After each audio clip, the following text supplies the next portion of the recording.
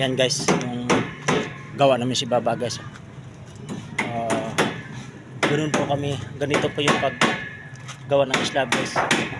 Kailangan yung paa, nalagyan siya ng nalagyan po siya ng brace. Yan guys. Lahat ng paa guys, nalagyan po ng brace yan.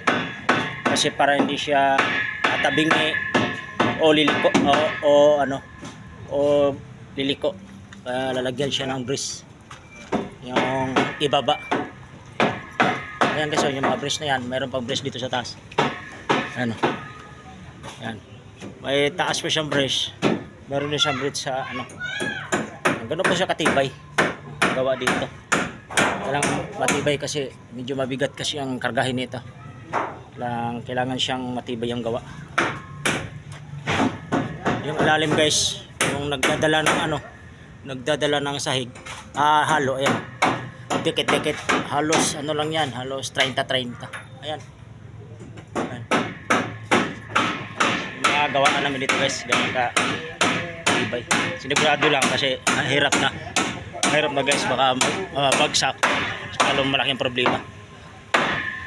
Siguraduhin na natin yung gawa para hindi siya babagsak. Ayan o. Salamat guys.